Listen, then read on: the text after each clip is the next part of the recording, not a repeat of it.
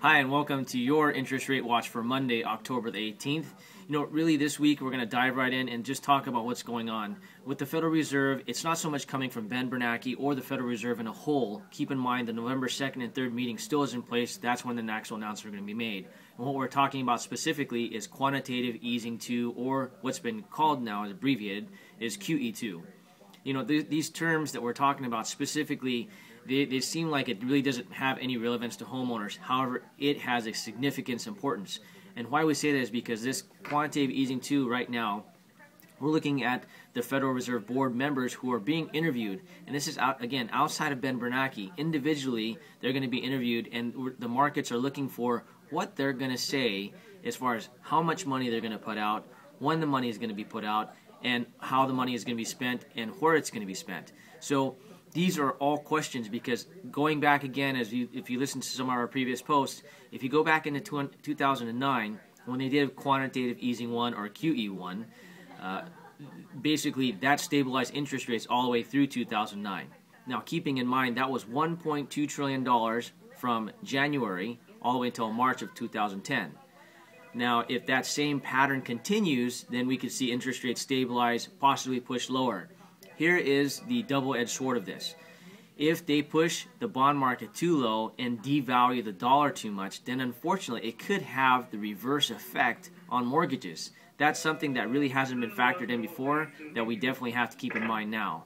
So really, when it comes down to it, we just want to put the forewarning out there that this week could be pretty volatile, because based on the commentary that comes out from the Federal Reserve, it could move interest rates. What's very interesting is your local media, even national media, may not cover this. What you really have to tune into if you want to learn more about this is like a CNBC or a Bloomberg.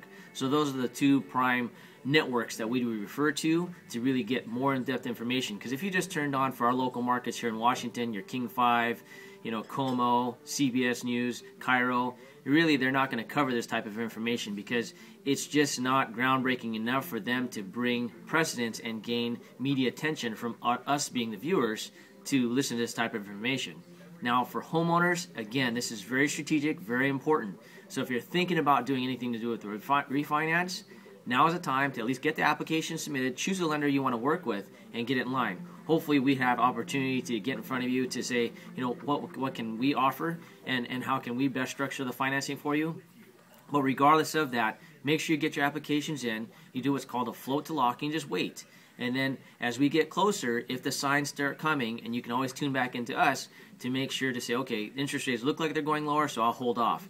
But if they could potentially have the reverse effect, and let's say hypothetically, if the markets don't receive the amount of money that they originally wanted, meaning, the 1.2 trillion, a trillion, only 500 billion, and we say only, that's kind of crazy, but a lot of the market's factoring high dollar amounts. So if it comes on the shortfall, that could actually make interest rates rise and not stabilize, at least for the short term, because remember, volatility is always due to any type of human reaction, and the human reaction right now is very volatile.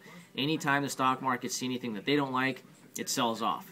And unfortunately, if we have a huge sell-off, that means that yields have to go up on bonds, and for you, the homeowner out there, interest rates would go up. So make sure to stay tuned. This week is going to be action-packed, even though there's no economic data really coming out other than corporate earnings. It's all eyes focused on the Federal Reserve. We'll talk to you tomorrow.